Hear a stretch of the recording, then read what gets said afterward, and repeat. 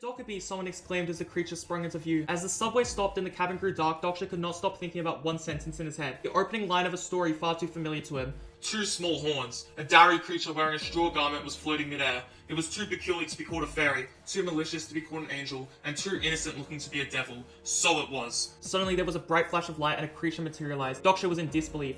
So we called it a Dokkaebi. It was at that moment that fiction and reality overlapped. The Dokkaebi began to speak in an unintelligible mix of characters. No one knew what was going on, that was except for Doksha. It was the Dokkaebi that appeared in the opening chapter of 3 Ways to Survive the Apocalypse, the creature that started the tragedy that was to come. Sanga believed it was speaking Spanish and asked Doksha if she should talk to it. Doksha immediately shut her down. Suddenly the Dokkaebi spoke in a language they could understand. Testing.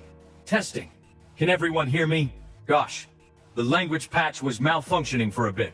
Can everyone hear me? The Dokkaebi was quickly interrupted by a man who asked if the Dokkaebi was filming a movie and expressed his need to get to his audition. The Dokkaebi only laughed and mentioned the paywall once more. No one knew what it was talking about. The Dokkaebi stated that he had something very important to tell everyone, to which anger erupted in the crowd. One such child even asked their mother if the Dokkaebi was a cartoon. Doksha knew what was going to happen. He had to stop them from talking. He told Sanga not to move and the Dokkaebi once again started talking. I'm sure it's noisy here, isn't it?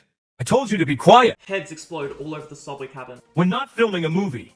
This isn't a dream or a novel, and it certainly isn't a reality that you are all familiar with. Doksha was now certain that it was what he thought. He didn't want to admit it, but his disbelief faded as the blood pooled onto the floor. The Dokkaebi stated that everyone had lived comfortable lives up until now, but that time was now over. Nothing is free in life. Suddenly, a man approached the Dokkaebi and asked if it wanted money. Doksha noted that the man was Mr. Han from the finance team at the company he worked at. The man offered 2 million, but the Dokkaebi declined and simply snapped his fingers, creating a fire that burned the money in the man's hands. The Dokkaebi explains that money has no value in the new world and lets the man off with a warning. If he ever pulls a stunt like that again, then his head will be blown up. The Dokkaebi sighs and snaps his fingers. Channel #BI-7623 has opened. The constellations are now making an entrance.